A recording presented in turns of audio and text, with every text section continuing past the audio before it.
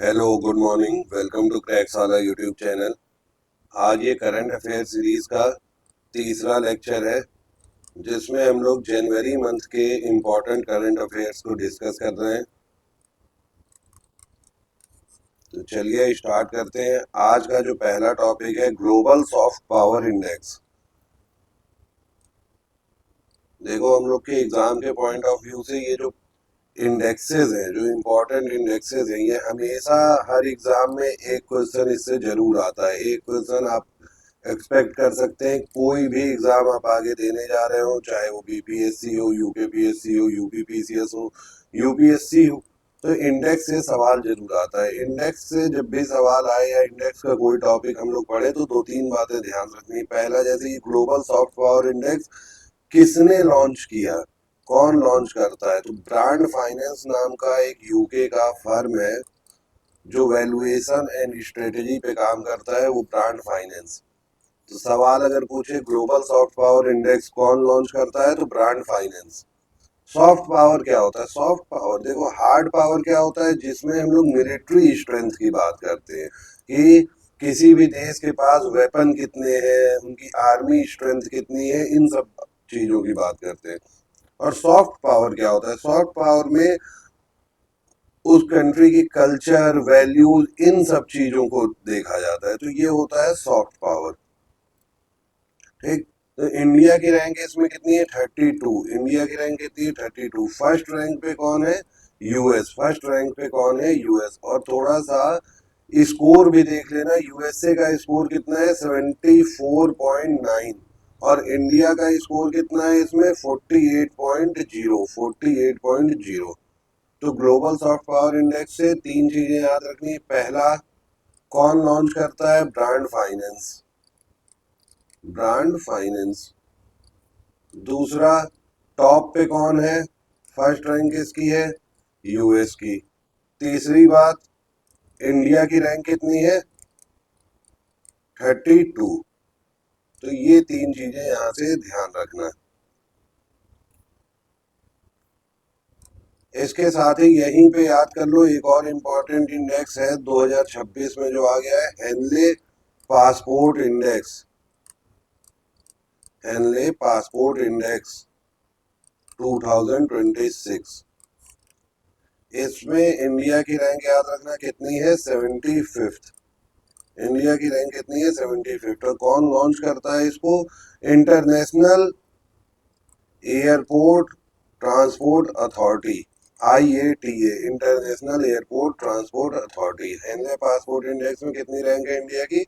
75। एक और important index है climate change. Climate change performance performance index 2026, 2026। ये कौन रिलीज करता है? German watch. जर्मन वॉच नाम की एक संस्था है, वो इसको रिलीज करती है, जर्मन वॉच। और इसमें इंडिया की रैंक कितनी है?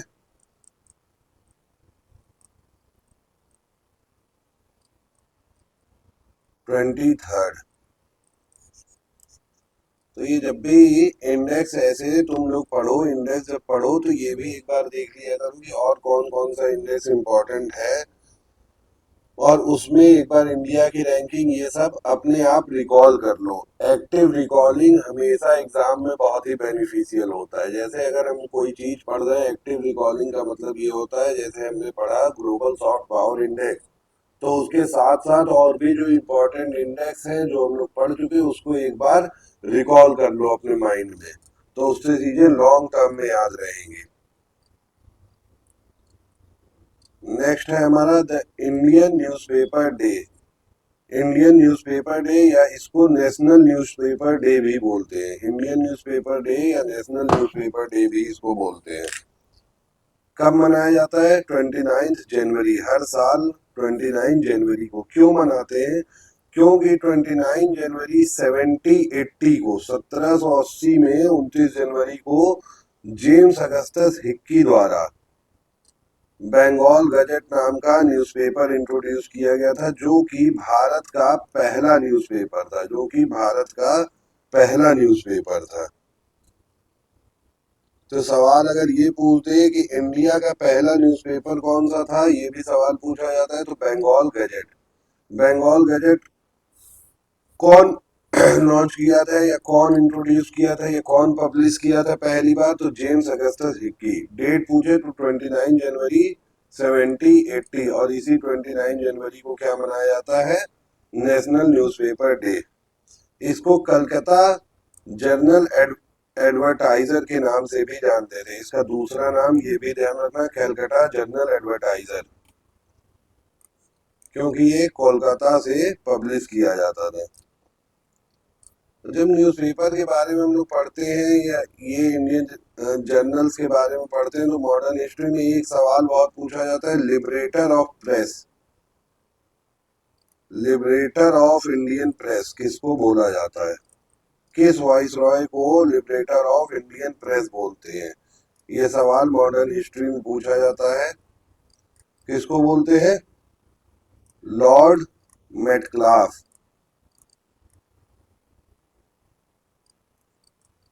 क्यों, इनको क्यों लिबरेटर बोला जाता है, क्योंकि जो पहले ब्रिटिश गवर्नमेंट का वर्नाकुलर प्रेस एक्ट था, वर्नाकुलर प्रेस एक्ट, यहाँ से एक और सवाल बनता है कि वर्नाकुलर प्रेस एक्ट कब आया था, कब आया था। अगर ये सवाल पूछेगा तो हम लोग आंसर देंगे 1878। और कौन लाया था वर्नाकुलर प्रेस एक्ट, तो लॉर्ड लिटन, लॉर्ड लिटन। तो देखो, इनको लिबरेटर क्यों बोला जाता है, वर्नाकुलर प्रेस एक्ट आया तो उसके वजह से जो इंडियन न्यूज़पेपर थे उन पे बैन लग गया, उनके पब्लिशिंग पे कई तरीके के रिस्ट्रिक्टिव रूल्स लगाए गए, जिसके वजह से इंडियन न्यूज़पेपर खुल के कोई चीज छाप नहीं सकते थे, कुछ पब्लिश नहीं कर सकते थे। तो जब लॉर्ड मेटक्लाफ वाइस रॉय बने, तो इन्होंने एक प्रेस लॉ लाया, प्रेस लॉ। तो इस प्रेस लॉ से इंडियन न्यूज़पेपर को थोड़ी सी आज़ादी मिली अपने व्यूज रखने की, अपने न्यूज़ पब्लिश करने की, ये सब चीज़ों की। तो इस वजह से इसको लिबरेटर ऑफ इंडियन प्रेस बोला जाता है। न्यूज़पेपर के बारे में बात करूं तो एक सवाल हमें अक्सर देखने को मिलता है, आप कोई भी प्रीवियस ईयर पेपर उठाना, उसमें ये कई बार पूछा गया, कॉमनवेल्थ नाम का न्यूज़पेपर, कॉमनवेल्थ नाम का न्यूज़पेपर कौन पब्लिश करता था, तो जवाब हो जाएगा एनी बेसेंट, एनी बेसेंट। बात करें यंग इंडिया की, यंग इंडिया किसका न्यूज़पेपर था, महात्मा गांधी। और इस चीज में अक्सर कंफ्यूजन होती है, यंग इंडिया और न्यू इंडिया। यंग इंडिया अलग है, न्यू इंडिया अलग है। न्यू इंडिया भी कौन पब्लिश करता था, एनी बेसेंट। अगर सवाल आपसे ये पूछा जाए कि भारत का पहला हिंदी न्यूज़पेपर, भारत का पहला हिंदी न्यूज़पेपर, भारत का पहला हिंदी न्यूज़पेपर क्या होगा, भारत का पहला हिंदी न्यूज़पेपर था उड़ंत, उड़ंत मारतंड, उड़ंत मारतंड। इसको 1826 में पब्लिश किया गया था, 1826। कौन पब्लिश किया था अगर ये पूछे, तो पंडित जुगल किशोर शुक्ल, पंडित जुगल किशोर शुक्ल।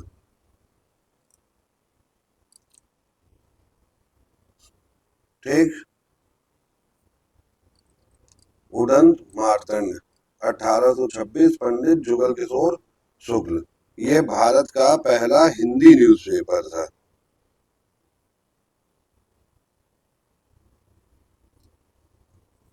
एक इम्पॉर्टेंट इंफॉर्मेशन यहाँ पे ये बताना चाहते हैं आप लोग को कि एक न्यूज़पेपर का नाम है विटल, विटल विध्वंसक। ये देखो, आमतौर पे कहीं ये जल्दी सुने नहीं होंगे, लेकिन ये अभी एक एग्जाम हुआ तो उसमें ये सवाल आया था, तो ये ध्यान रखना कि अगर दोबारा रिपीट हो ये सवाल तो सही करके आओ।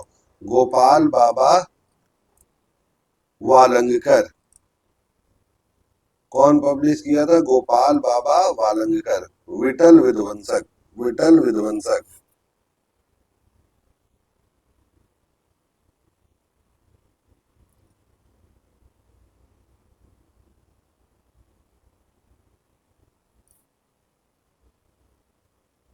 ठीक। नेक्स्ट आर्टिकल क्या है हमारा? नेक्स्ट है France ban social media for children under 15। France की नेशनल असेंबली ने अभी एक बिल पास किया है, जो बिल ये कहता है कि जितने भी सोशल मीडिया जैसे इंस्टाग्राम, टिकटॉक, ये सारी चीजें जो वहाँ के 15 साल से कम एज के बच्चे हैं उनके लिए ये कंप्लीटली बैन रहेगा, कंप्लीटली बैन रहेगा।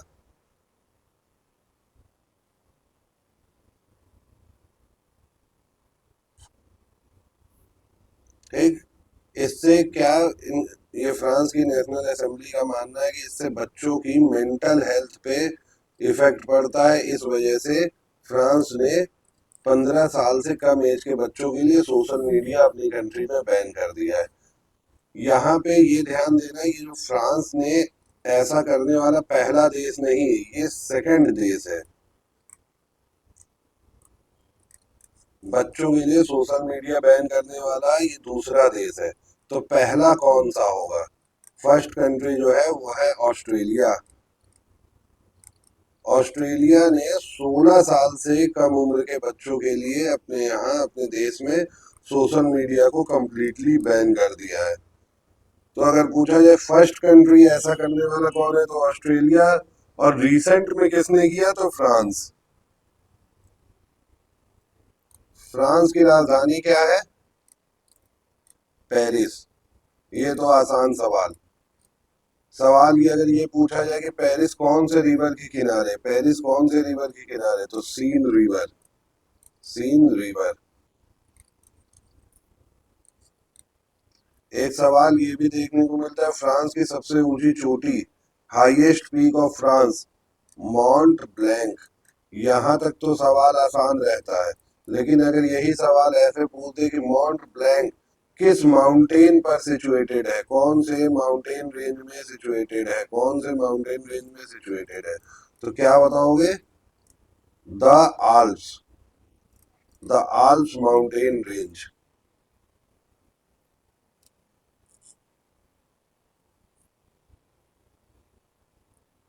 ठीक। ऑस्ट्रेलिया का कैपिटल क्या है? ऑस्ट्रेलिया का कैपिटल कैनबेरा, कैनबेरा। ऑस्ट्रेलिया का कैपिटल कैनबेरा। ऑस्ट्रेलिया से रिलेटेड एक इम्पॉर्टेंट डेजर्ट है, इसका भी नाम याद रखना, Great Victoria, Great Victoria desert, Great Victoria desert. ये कहाँ पे है? ऑस्ट्रेलिया में है, और ऑस्ट्रेलिया का ही सबसे लार्जेस्ट डेजर्ट भी है। ऑस्ट्रेलिया का सबसे लार्जेस्ट डेजर्ट भी है। ऑस्ट्रेलिया से रिलेटेड एक और चीज याद रखना, डार्लिंग मुर्रे रिवर बेसिन। अगर ये सवाल पूछता है कि ये डार्लिंग मुर्रे रिवर बेसिन कहाँ पे है, तो ये ऑस्ट्रेलिया में। डार्लिंग अलग एक रिवर है, मुर्रे एक अलग रिवर है। ठीक।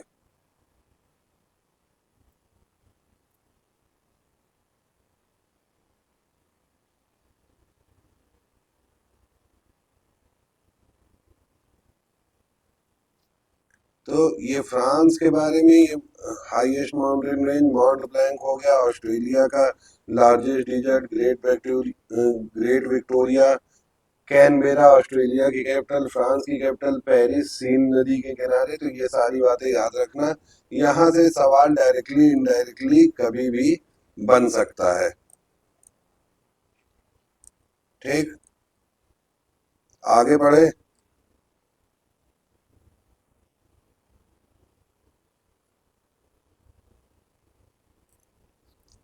अगला सवाल, अगला टॉपिक क्या है हमारा करंट में?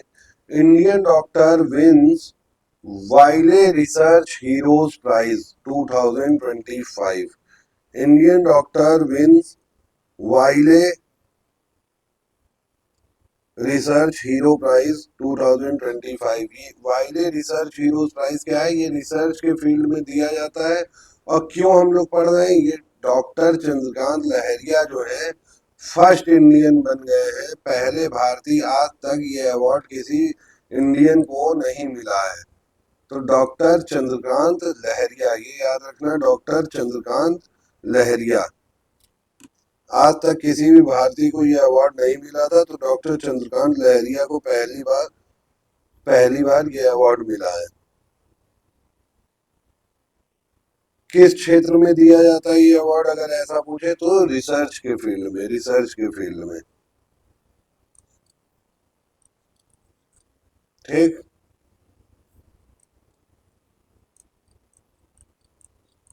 अवार्ड की ही बात हो रही है तो एक इम्पोर्टेंट अवार्ड होता है, भारत जो देता है, पद्मा अवार्ड्स। ये गवर्नमेंट ऑफ इंडिया देती है पद्मा अवार्ड्स। हर साल रिपब्लिक डे के मौके पे, मतलब 26 जनवरी को हर साल दिया जाता है। इसकी तीन कैटेगरी होती है। कौन कौन सी तीन कैटेगरी? पद्म विभूषण,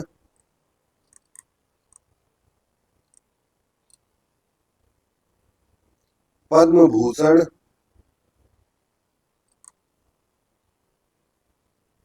और पद्म श्री।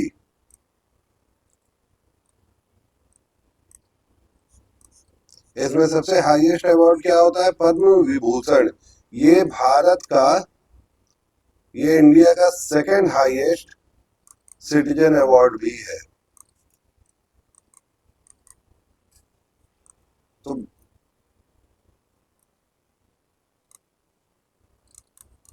Second highest. तो पहला क्या है? पहला होता है भारत रत्न।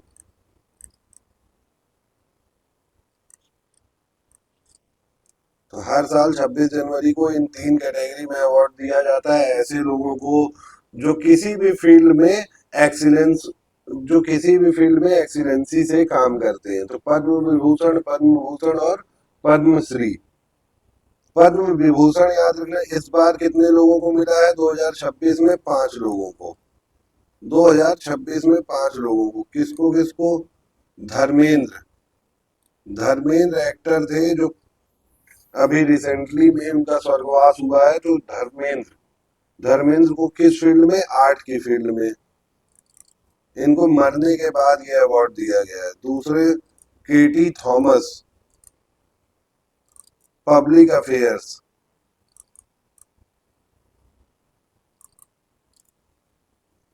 तीसरा एन राजम, इनको भी आर्ट के फील्ड में। चौथा पी नारायणम,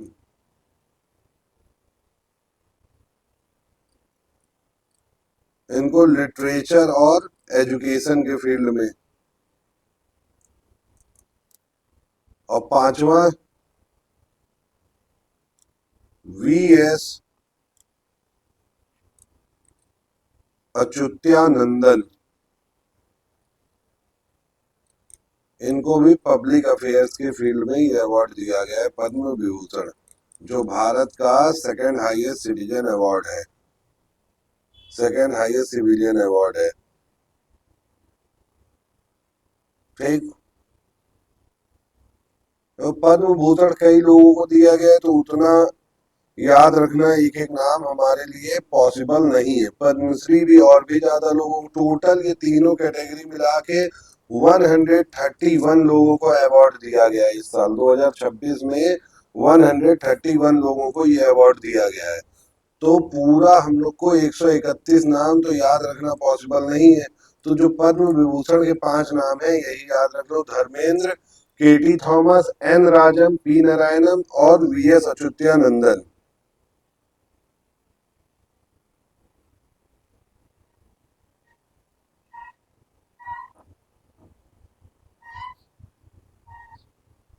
ठीक।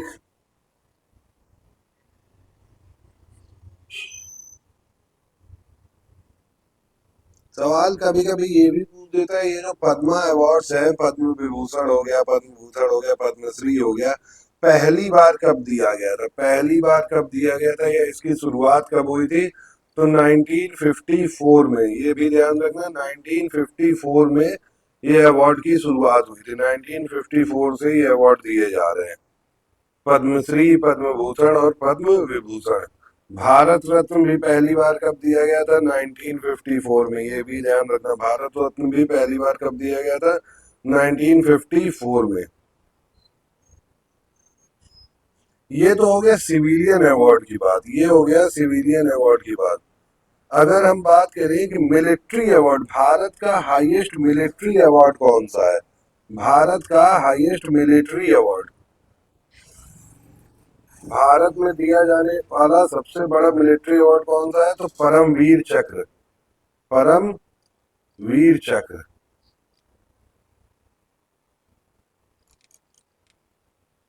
ठीक। जो लोग डिफेंस के डिफेंस के फील्ड में एक्सेप्शनल वर्क करते हैं, उनको दिया जाता है परमवीर चक्र, परमवीर चक्र। इसकी शुरुआत हुई थी 1950 में, 1950 में, 1950 में। नेक्स्ट टॉपिक क्या है? Veteran journalist Mark Tully dies at 90। Veteran journalist Mark Tully die at 90। Mark Tully क्या थे? मार्क टली बहुत ही फेमस बीबीसी के जर्नलिस्ट थे, जिनका हाल ही में निधन हुआ है। यही ये न्यू दिल्ली में रहा करते थे। इनका ज्यादातर टाइम जो है इंडिया में रहा। ऐसे तो ये थे ब्रिटिश नागरिक, ब्रिटिश सिटीजन थे, लेकिन ज्यादातर टाइम ये इंडिया में अपना बिताए हैं और बहुत ही फेमस जर्नलिस्ट रहे हैं। बीबी इनको वॉइस ऑफ इंडिया भी बोला गया है, बीबीसी की तरफ से इनको वॉइस ऑफ इंडिया भी बोला गया है। तो एक इम्पोर्टेंट पर्सनालिटी थे जिनका निधन हुआ है, तो ये हम लोग को ध्यान रखना। ये पूछा जाएगा हाल ही में मार्क टली जिनका निधन हुआ, ये किस क्षेत्र से एसोसिएटेड थे या किस फील्ड से एसोसिएटेड थे? तो किस फील्ड से? जर्नलिस्ट थे। कुछ इनके द्वारा लिखी गई इंपॉर्टेंट किताबें हैं, कौन कौन सी?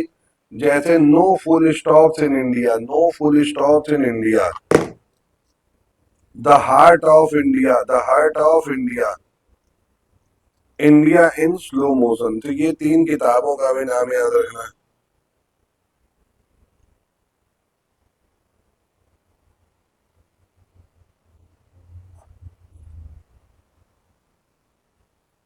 ठीक।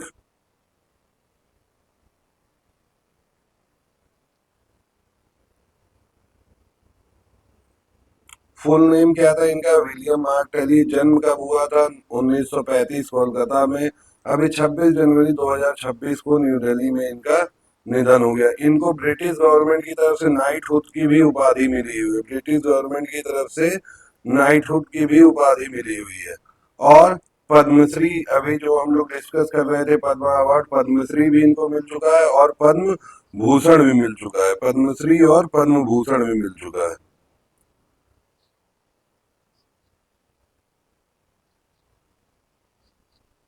ठीक।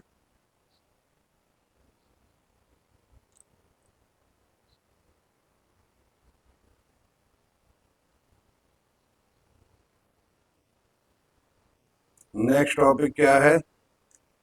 पटना बर्ड सेंचुरी और चारी ढांड, चारी ढांड भी ये एक वेटलैंड है, पटना बर्ड सेंचुरी। इन दोनों को रामसार रामसार साइट्स का दर्जा दिया गया है। किसका? रामसार साइट्स का। रामसार साइट्स कौन होती है? Wetland of international importance.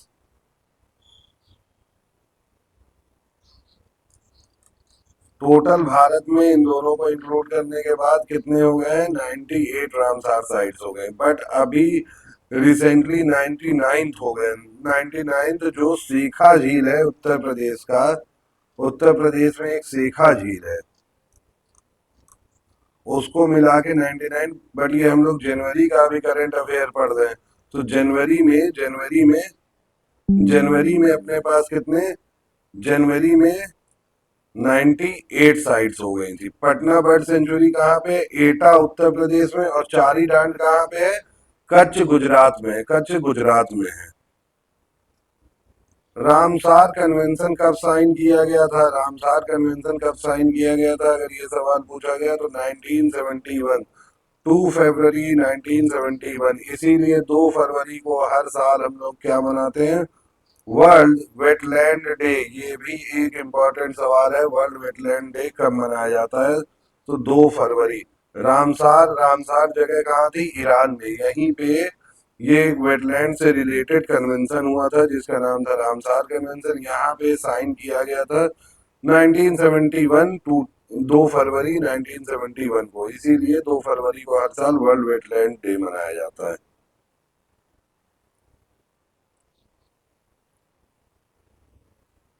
Wetland of international importance. Wetland of international importance का मतलब ये हो गया कि ये वेटलैंड हमारे इकोसिस्टम के लिए, हमारे पर्यावरण के लिए बहुत जरूरी है, इनको कंजर्व करना है। तो इसलिए इसको गवर्नमेंट जो है एक डेजिग्नेटेड साइट बना देती है, तो उसका नाम हो जाता है रामसार साइट। तो अभी भारत में टोटल कितने हो गए? 99। भारत में टोटल कितने हो गए? 99। और सबसे लेटेस्ट कौन सा है? सेखा झील। सेखा झील पूछा जाए कहाँ पे है तो सेखा झील कहाँ पे है? उत्तर प्रदेश में।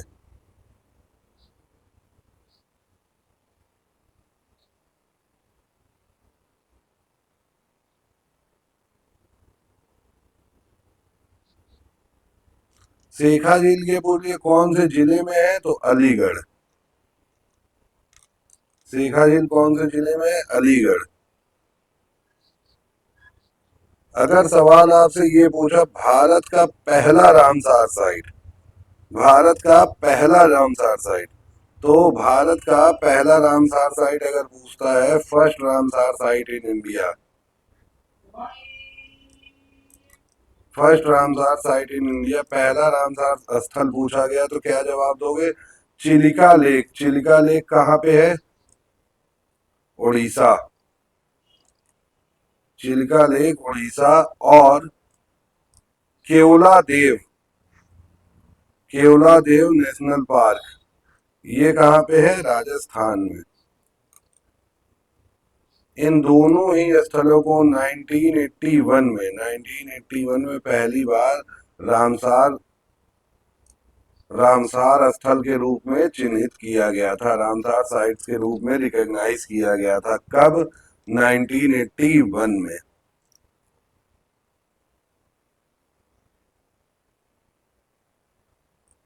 एक सवाल और पूछ सकता है आपसे, largest, largest Ramsar site in India, largest Ramsar site in India.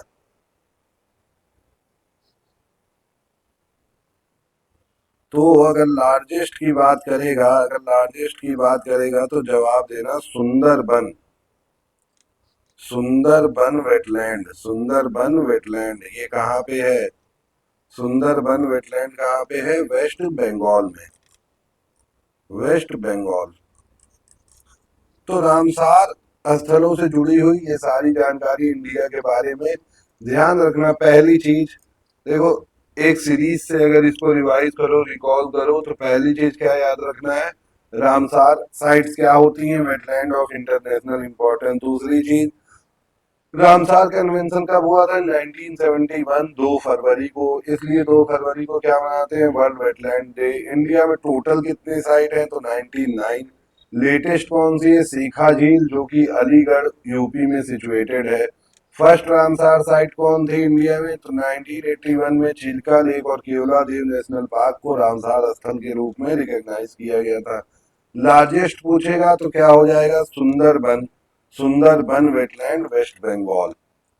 तो इसी के साथ इस लेक्चर को हम लोग खत्म करते हैं। इवनिंग में इसी पे बेस्ड कुछ एमसीक्यू देखेंगे। और भी अगर चैनल के रिगार्डिंग कोई भी अपडेट चाहिए तो ये टेलीग्राम चैनल है क्रैकसाला नाम का, इसको इसको ज्वाइन कर लेना। और इंस्टाग्राम पे क्रैकसाला नाम के चैनल, ये पेज आएगा तो इसको फॉलो कर लेना।